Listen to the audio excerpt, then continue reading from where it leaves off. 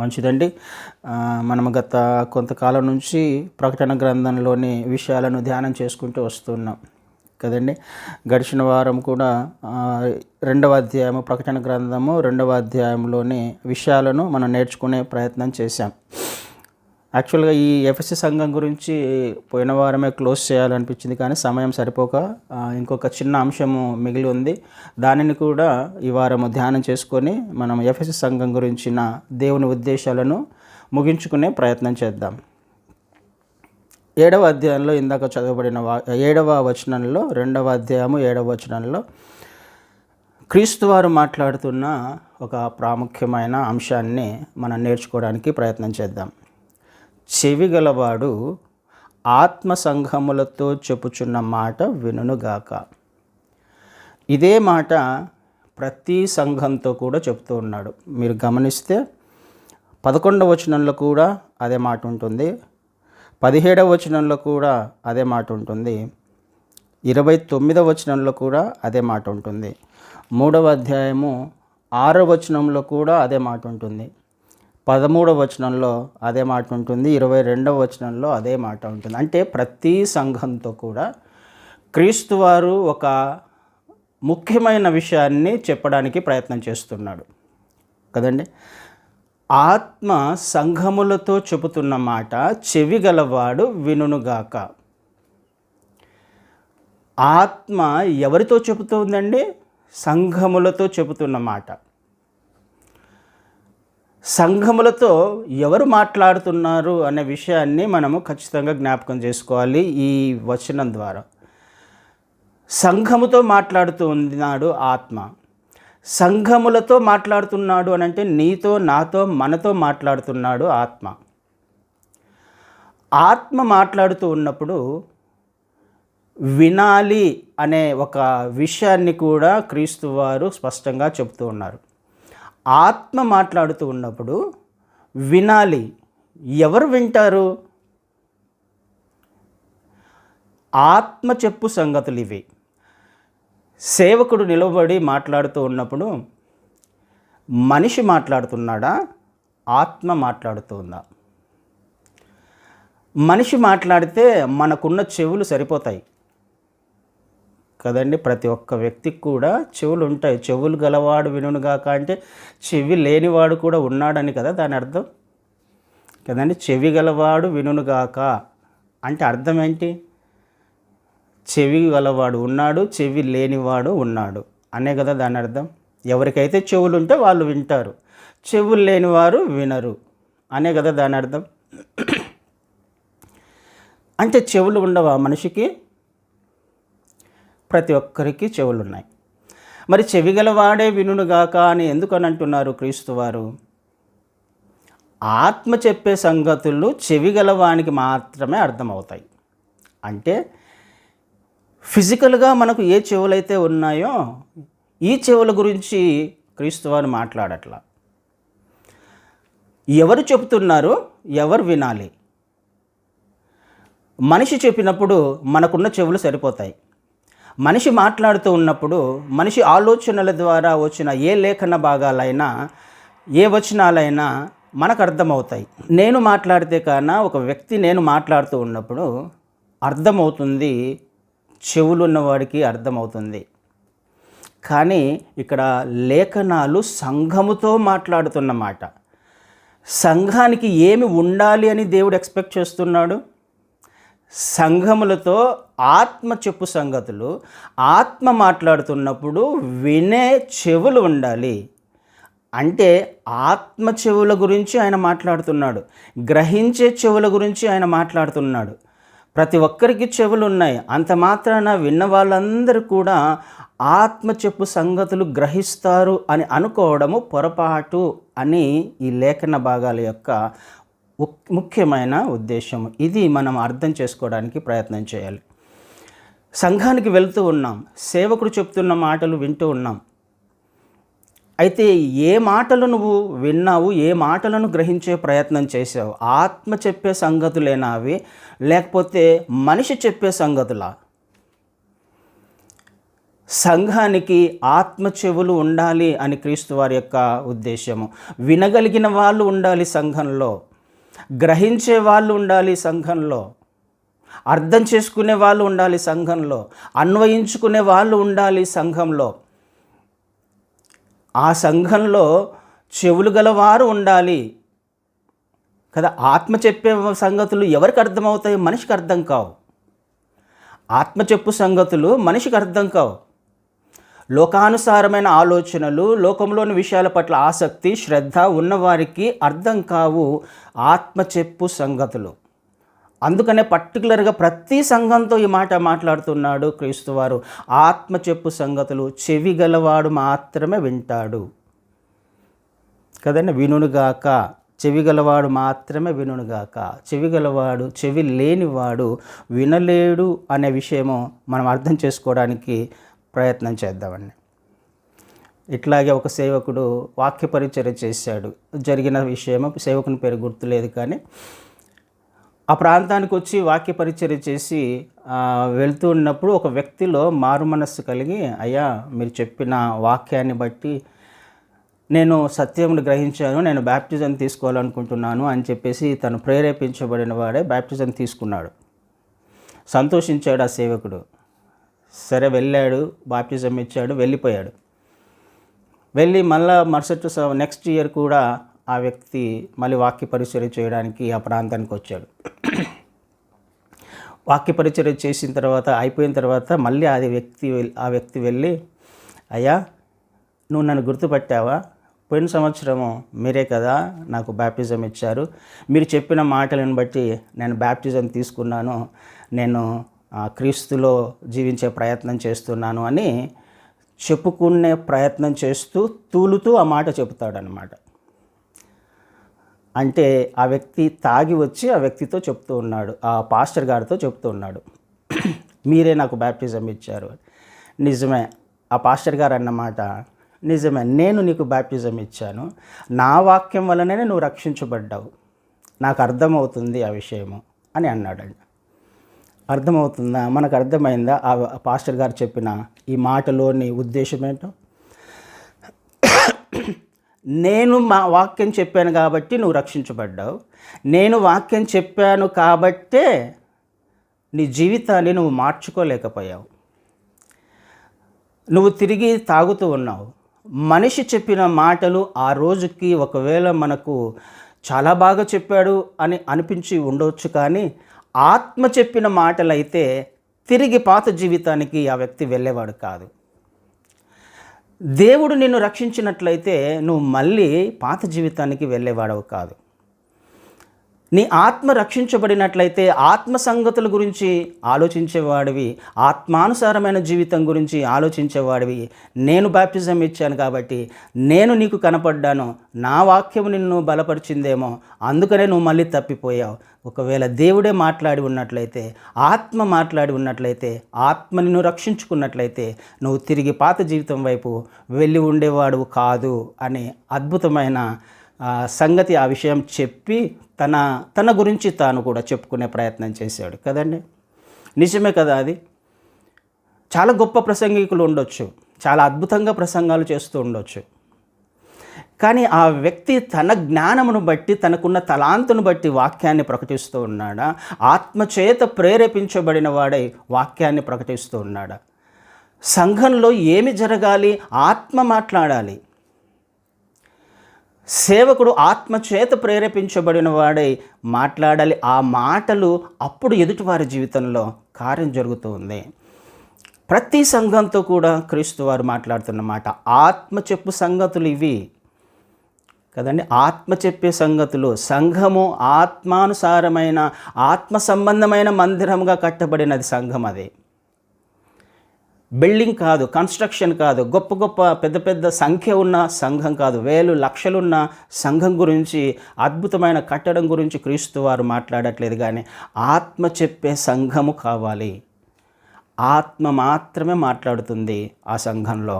అప్పుడు వింటున్న వారి జీవితంలో కార్యం జరుగుతుంది. వినేవారికి కూడా ఆత్మానుసారమైన చెవులు ఉండాలి అన్నది దేవుని యొక్క ముఖ్య ఉద్దేశము అనే విషయాలను మనము ఖచ్చితంగా జ్ఞాపకం చేసుకోవాలి.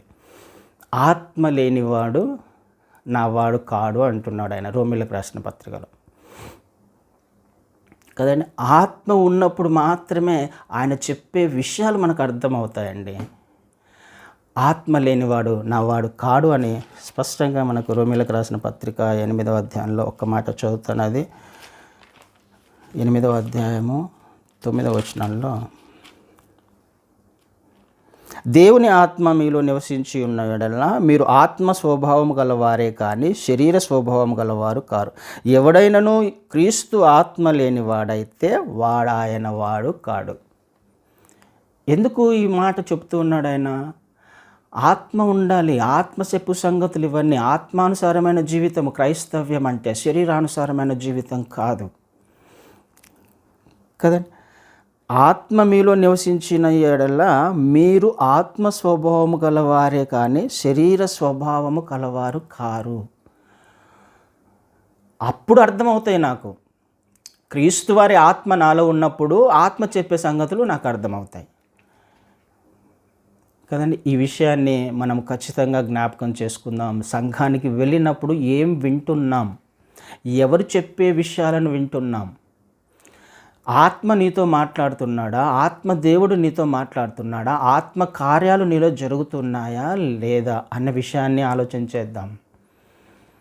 ఆ వ్యక్తి అన్నట్టుగా గొప్పగా ప్రసంగం ఉన్నప్పటికి కూడా అంతవరకు మాత్రమే ప్రసంగం ఉంటుందేమో, అంతవరకు మాత్రమే నువ్వు మనిషిని మెచ్చుకోగలవేమో. కానీ ఆ వ్యక్తి టాలెంటెడ్గా ఒకవేళ ప్రకటించినట్లయితే ఆ వ్యక్తిని మెచ్చుకుంటాం.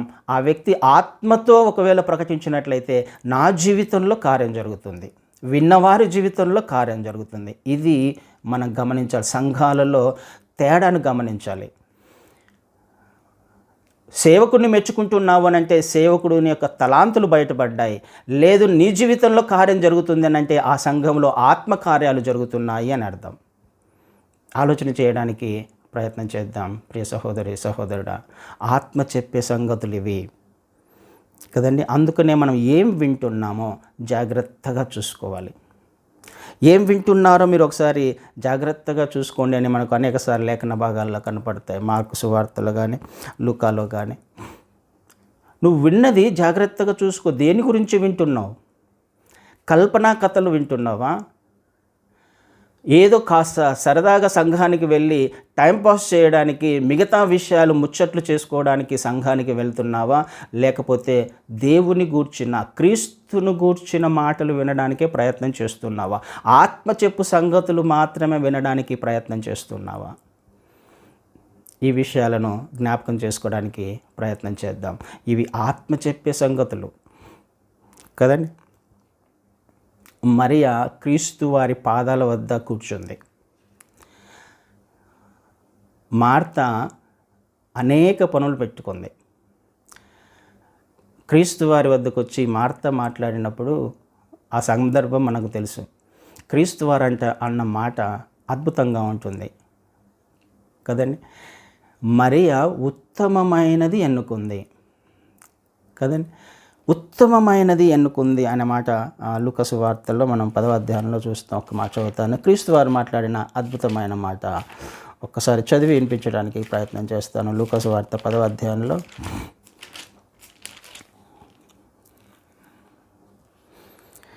41వ వచనం చదువుతాను. 10:41లో, అందుకు ప్రభువు, మార్తా మార్తా, నీవు అనేకమైన పనులను గూర్చి విచారం కలిగి తొందరపడుతున్నావు, కానీ అవసరమైనది ఒకటే. మరియా ఉత్తమమైన దానిని ఏర్పరచుకొనెను, అది ఆమె యొద్ద నుండి తీసివేయబడదని ఆమెతో చెప్పాను. ఉత్తమమైనది, అవసరమైనది ఒక్కటే. నీ జీవితంలో, నా జీవితంలో మార్పు రావాలి, జీవితాలు మారాలి, పరిస్థితులు మారాలి, ఆత్మలో ఎదగాలి, ఆత్మానుసారమైన జీవితం జీవించాలి, క్రైస్తవునిగా, క్రైస్తవురాలిగా, నిజమైన క్రైస్తవునిగా, క్రైస్తవురాలిగా జీవించాలి అని అంటే ఒక్కటే ఉంది మన ముందర ఆప్షన్. అవసరమైనది ఒక్కటే.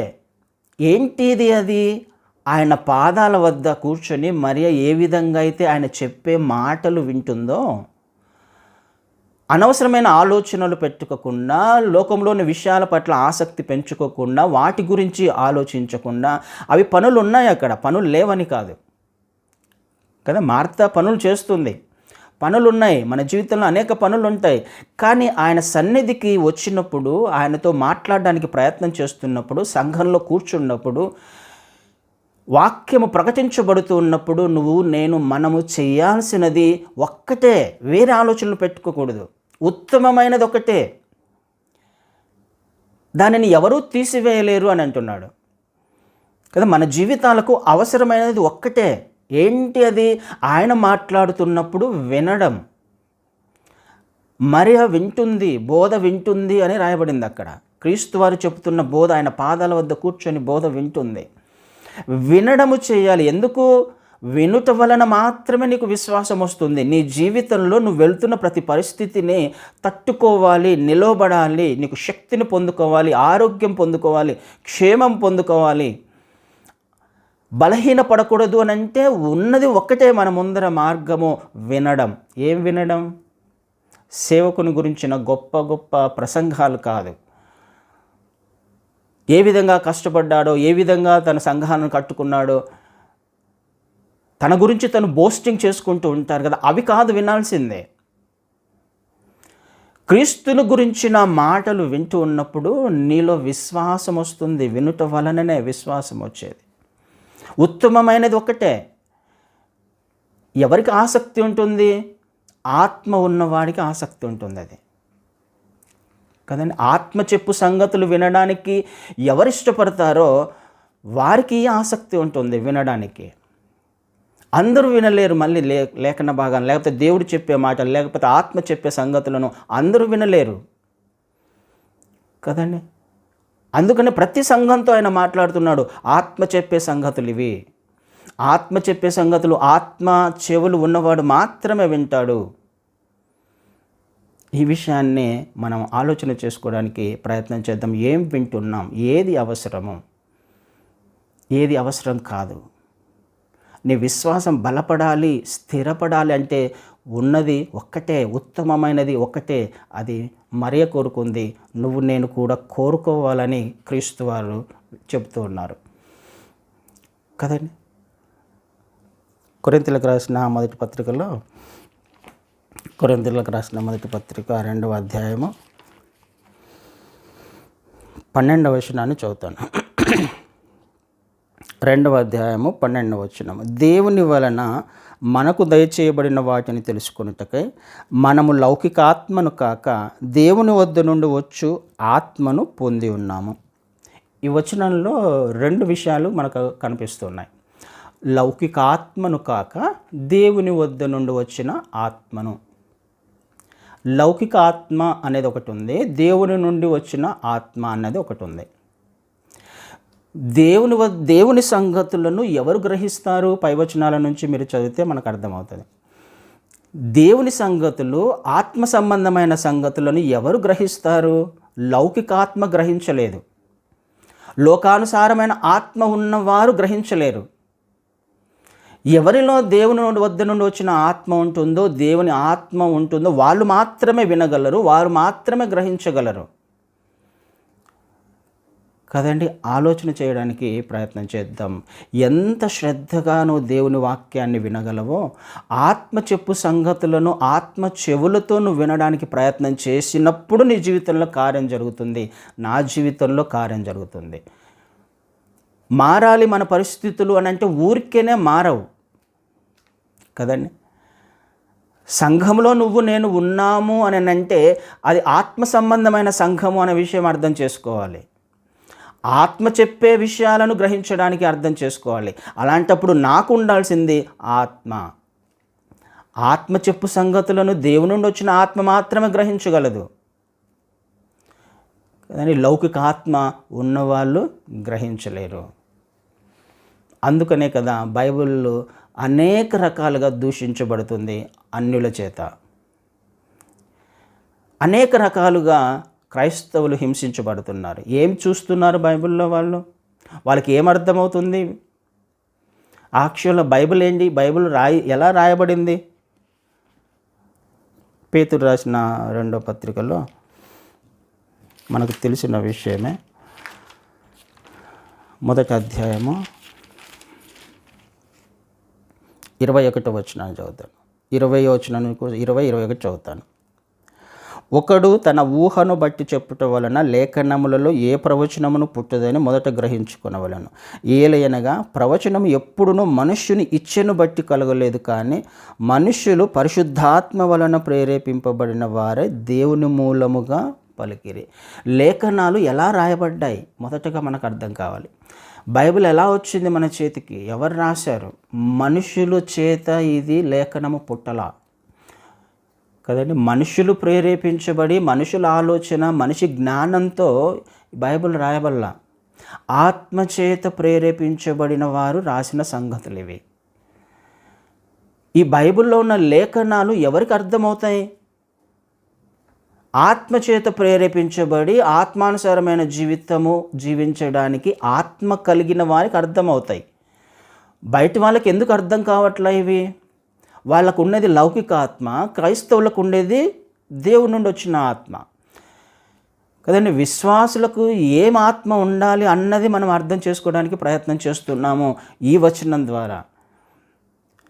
ప్రతి సంఘంతో కూడా ఆయన మాట్లాడుతున్న మాట ఆత్మ చెప్పు సంగతులు, ఆత్మ చెప్పు సంగతులు, ఆత్మ చెప్పు సంగతులు. సంఘంలో ఏముండాలని ఆయన కోరుకుంటున్నాడు.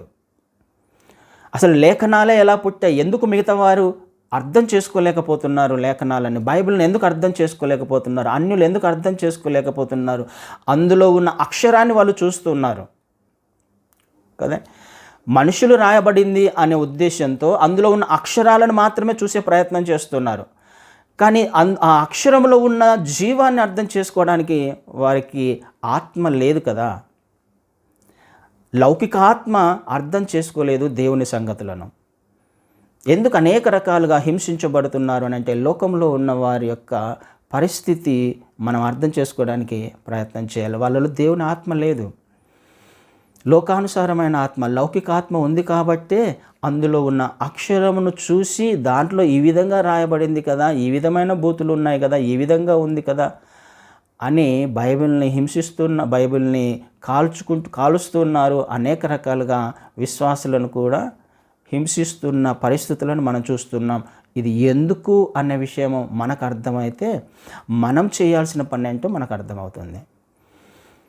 లేఖనాలు పుట్టిందే ఆత్మ ద్వారా ప్రేరేపించబడి ఆత్మ ద్వారా ప్రేరేపించబడిన ఈ సంగతులను ఎవరు మాట్లాడుతూ ఉన్నారు? ఆత్మ చెప్పు సంగతులు ఇవి. ఆత్మదేవుడు మాట్లాడుతూ ఉన్నాడు. ఇది నువ్వు అర్థం చేసుకోవాలి అని అంటే, నేను అర్థం చేసుకోవాలి అని అంటే నాలో కూడా ఉండాల్సిందే ఆత్మ, లేకపోతే అర్థం కావు. ఆలోచన చేసే ప్రయత్నం చేద్దాం ప్రియ సహోదరి సహోదరుడా. బైబిల్ అనేది లేకపోతే క్రైస్తవ్యం అనేది ఒక ఫార్మాలిటీ కాదు, ఒక మతం కాదు, ఒక ఆచారము ఆచరించడానికి ఆయన మనల్ని ఏర్పాటు చేసుకోవాలా. ఆయన మాట్లాడడానికి ఇష్టపడుతున్నాడు సంఘంతో. వినగలిగిన చెవులు ఉన్నాయా లేదా అనే విషయము గ్రహించుకుంటూ వెళ్ళడమే క్రైస్తవ్యం. ఆయన చెబుతున్నప్పుడు నేను వింటున్నానా లేదా, గ్రహించగలుగుతున్నానా లేదా, అన్వయించుకోగలుగుతున్నానా లేదా అని ఆలోచన చేసేవాడే క్రైస్తవుడు. మారు మనస్సు, పశ్చాత్తాపము, దేవుని స్వరూపములోకి మార్చబడుట, ఇదే ప్రాముఖ్యమైన విషయాలు క్రైస్తవ్యంలో. ఇంకా ఏవి లేవండి. అందుకనే ఆయన తర్వాత వచనంలో మాట్లాడతాడు. తర్వాత భాగంలో ప్రకటన గ్రంథంలో ఇందాక చదవబడిన భాగంలో, చెవిగలవాడు ఆత్మ సంగములతో చెప్పుతున్న మాట వినుగాక, జయించువానికి దేవుని పరదేశులో ఉన్న జీవవృక్ష ఫలములు భుజింపనెత్తును. జయించువానికి ఏం జయించాలండి? ఇక్కడ జయించడం అంటే ఏదో యుద్ధం చేసినట్టు కదా. జయించడం అంటే దేని మీదనో ఒక పోరాటం జరుగుతుంది, దానిని జయించాలి. జయించేవాడికే పరదేశులో జీవవృక్ష ఫలం, జయించని వానికి ఇది మనం ఆలోచన చేసుకుంటూ వెళ్దాం. జయించేవాడికే పరదేశులు అంటే నీకు నిత్యత్వం వచ్చేది నువ్వు జయించగలిగితేనే. ఏం జయించాలి? ఇక్కడ ఏం రాయబడింది? ఈ ఎఫెసు సంఘానికి నువ్వు జయించాలి అని అంటున్నాడు. ఏం జయించాలి వీళ్ళు ఇక్కడ? అక్కడ ఏం యుద్ధమేం లేదే. ఏ మనుషుల మీద గొడవ పెట్టుకోమని చెప్పట్లా, వాళ్ళు నీకు తిరుగుబాటు చేస్తున్నారు, వాళ్ళను జయించమని చెప్పట్లా. ఏం జయించాలి? ఏ తప్పు అయితే మోపబడిందో, ఏదైతే క్రీస్తు వారు కోరుకుంటున్నారో దానిని జయించడం. ఏం జయించాలి? ఆ తప్పును జయించడం. ఏంటి ఆ తప్పు? మొదటి ప్రేమను మర్చిపోయావు. క్రీస్తు వారి పట్ల ఆసక్తిని మర్చిపోయావు. జయించడం అంత కష్టమా? ఈ విషయము అంత కష్టం. అది ఒక పోరాటం, అదొక యుద్ధం. దేవుడు చెప్పే మాటలు వినడము అనేది, గ్రహించడము అనేది, విధేయత చూపించడం అనేది మామూలు విషయమేం కాదు. అది సెల్ఫ్ను చంపుకోవాలి కదండి. దేవుడు మాట్లాడుతున్నప్పుడు మనకు కుచ్చుకుంటుంది, మనకు నొప్పి కలుగుతుంది. ఎందుకు? అది సత్యం కాబట్టి. ఈ విషయం మనం ఆలోచన చేసుకుంటూ వెళ్ళాలి. వాళ్ళు మాత్రమే జయించగలరు కదండి. జయించిన వాడికి మాత్రమే. నీ శరీరాన్ని జయించాలి, నీ నాలుకను జయించాలి. నీ చెవి వినలేని స్థితిలో ఉంది కదా. సంఘానికి వెళ్ళినప్పుడు కళ్ళు మూసుకొని నిద్రపోతుంటాం కదా. ఈ చెవిన విని ఆ చెవిన వదిలేస్తూ ఉంటాం కదా. అది అంత సులభం కాదు. ప్రతి మాటను తీసుకోవడము, ఆసక్తితో వాక్యం వినడము అనేది. చాలా పనులు పెట్టుకొని, చాలా ఆలోచనలతో మన సంఘంలో కూర్చుంటాం. చాలా మార్త పెట్టుకున్నట్టుగా అనేక పనులు పెట్టుకొని ఉంటాం.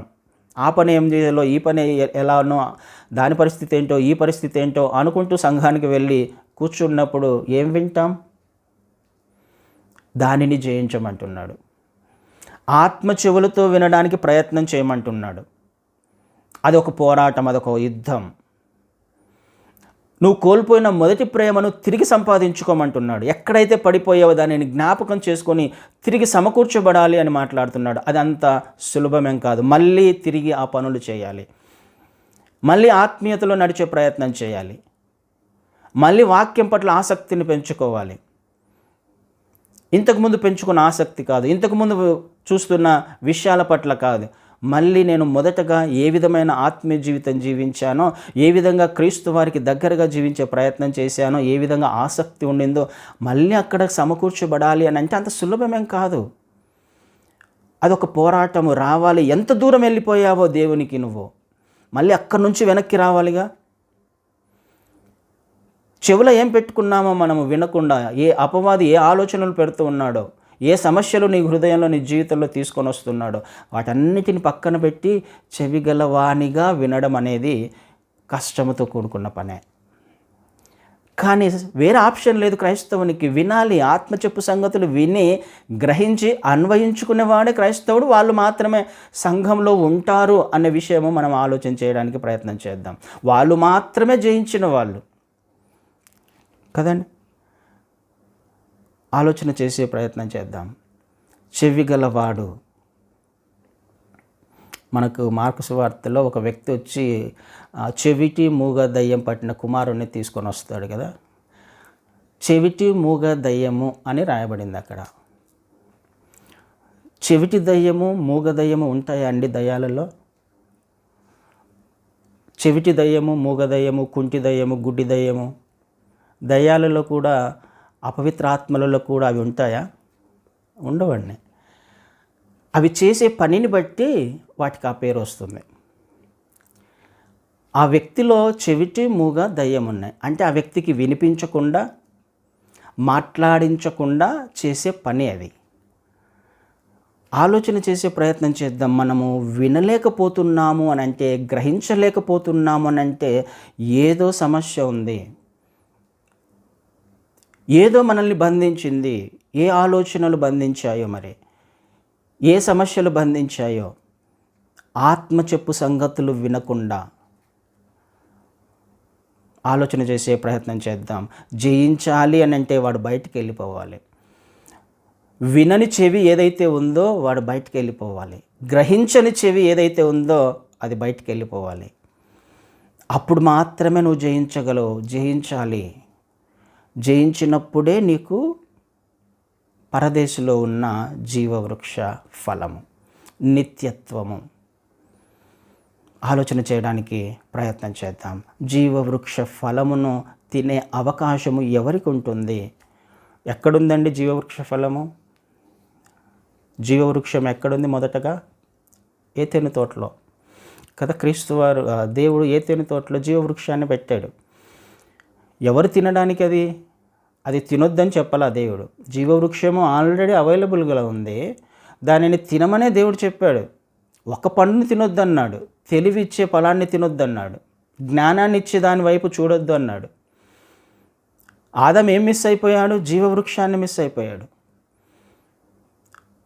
మిస్ అయిపోయిన దానిని ఆదాం ఏదైతే కోల్పోయాడో దానిని నీకు నాకు ఇవ్వడానికి ఇష్టపడుతున్నాడు ఆయన. ఆ నిత్యత్వాన్నే మనము సంపాదించుకోవడానికి ఆదాము ఒకవేళ ఆ పండు తిని ఉంటే పరిస్థితులు వేరేగా ఉండేవి. నిత్యము కూడా మనిషి జీవించి ఉండేవాడు. ఈ మరణం అనేది, ఈ పాపం అనేది లోకంలో ఉండేది కాదు. ఆ కోల్పోయిన ఆ నిత్యత్వాన్ని, ఆ జీవవృక్ష ఫలాన్ని దేవుడు నీకు నాకు ఇవ్వడానికి ఆయన ఇష్టపడుతూ ఉన్నాడు. ఇష్టపడాలి, ఆయన మనము భుజించాలి అని అంటే ఆ జీవవృక్ష ఫలాన్ని జయించాలి. జయించాలి అని అంటే నాకు చెవులు ఉండాలి. ఏ చెవులు ఉండాలి? ఆత్మ చెవులు ఉండాలి. ఆత్మ చెప్పు సంగతులు ఆత్మ చెవులు ఉన్నవాడు మాత్రమే వింటాడు. ఆత్మ చెవులు ఉన్నవాడు గ్రహిస్తాడు, అన్వయించుకుంటాడు, జయిస్తాడు. ఏది సత్యమో తెలుసుకునే ప్రయత్నం చేస్తాడు. ఏది అబద్ధమో ఏది నిజమో వ్యక్తిగతంగా పరిశీలించుకునే ప్రయత్నం చేస్తాడు చెవులు ఉన్నవాడు. నా స్థితి ఏంటి అని గ్రహించడానికి ప్రయత్నం చేస్తాడు. నా ఆత్మీయ స్థితి ఏంటి, నేను ఏ స్టేజ్లో ఉన్నా. క్రీస్తు వారు నన్ను తన స్వరూపంలోకి మారమన్నాడు. నేను ఎంతగా మారాను, ఏ విషయాలలో నేను జయించగలిగాను. నా నాలుకను కంట్రోల్ చేసుకోగా అది సాధు చేయలేము అన్నట్టుగా రాయబడింది కదా. నాలుకను కంట్రోల్ చేసుకోవడం అంత సులభం కాదు. సాధు చేయజాలనిది అది, కానీ కంట్రోల్ చేసుకోమంటున్నాడు ఆయన. వినాలి ఆత్మ చెప్పు సంగతులు. మనం ఏం చూస్తున్నాం? యోబు గారు నిబంధన చేసుకున్నారు కళ్ళతో. కష్టమైన పని కదా ఇదంతా, అంత సులభమేం కాదు. అందుకనే జయించిన వారు మాత్రమే నిత్యత్వంలో ఉంటారు. నీ శరీరాన్ని, నీ ఆలోచనలను ఆత్మానుసారమైన జీవితం జీవించడానికి ప్రయత్నం చేసిన వాడే శరీరాన్ని చంపివేయాలి, లేకపోతే నిత్యత్వంలో ఉండలేం. అందుకనే ఇవి ఆత్మ చెప్పే సంగతులు కానీ మనిషి చెప్పే సంగతులు కాదు. మనిషి మాట్లాడేది కాదు. ఇది దేవుని చేత ప్రేరేపించబడిన వారు రాసిన లేఖనాలు, దేవుని చేత ప్రేరేపించబడిన వారి ద్వారా ప్రకటించబడుతున్న ఆత్మ సంగతులు. ఆత్మ కలిగిన వాడు మాత్రమే వినగలడు. ఆలోచన చేద్దాం. సంఘానికి వెళ్తున్నప్పుడల్లా అటెన్షన్తో, శ్రద్ధతో, ఆసక్తితో, ఆత్మ చెవులు కలిగి ఎవరి కొరకు చెప్తున్నాడు ఆయన? మన కొరకేగా. నిత్యత్వంలో నువ్వు నేను మనం ఉండాలనే కదా. ప్రతి సంఘంతో మాట్లాడుతున్న మాట ఇది. ఎందుకు అన్నిసార్లు రాయించాడు? ప్రతి సంఘంతో ఈ మాట రాయించాడు. ఎందుకు రాయించాడు? ఊరికేనా రాయించాడా? సరదాగా రాయించాడా? దాంట్లో ప్రాముఖ్యత ఉందనా లేదనా? దీని పట్ల నువ్వు ఆసక్తి పెంచుకోవాలనా, లేకపోతే శ్రద్ధ పెంచుకోవాలనా, దాని గురించి ఆలోచించాలనా, లేకపోతే ఏదో సరదాగా రాయించాడా? ఎంత ప్రాముఖ్యమైన విషయం అది. ప్రతి సంఘంతో మాట్లాడుతున్న విషయం అది. ఆత్మ చెప్పే సంగతులు ఇవి. ఆత్మ చెప్పే సంగతులు, సంఘములతో ఆత్మ చెప్పే సంగతులు, సంఘములలో ఆత్మ చెప్పే సంగతులు. ఆత్మ మాత్రమే మాట్లాడే మాటలు ఇవి. మనిషి మాట్లాడుతున్నట్లయితే ఖచ్చితంగా మారు మనసు అనేది ఉండదు. కానీ ఆత్మ చెప్పే సంగతులు వినగలిగిన వాడికి ఖచ్చితంగా మారు మనసు, తన స్థితి అర్థమవుతుంది, తన ఆత్మీయత అర్థమవుతుంది. అతను సరి చేసుకోవడానికి ప్రయత్నించి, అందుకనే కదా అన్నాడు, సరి చేసుకున్నావా? సరి చేసుకునే ప్రయత్నం చేస్తాడు ఆత్మ చెప్తూ ఉన్నప్పుడు. ఆలోచన చేద్దాం. దేవుడు ఏం మాట్లాడుతున్నాడో గ్రహించడానికి ప్రయత్నం చేద్దాం. ఆయన ఎందుకు అదే పనిగా చెవిగలవాని గురించి మాట్లాడాడో నేర్చుకోవడానికి, సత్యమును తెలుసుకోవడానికి దేవుని చిత్తమైతే, ఒకవేళ ఆ విషయంలో బలహీనంగా ఉన్నామేమో అందులో బలం పొందుకోవడానికి దేవుని సహాయం కోరుకుందాం. అటు కృప దేవుడు మనందరికీ అనుగ్రహించునుగాక. ఆమేన్.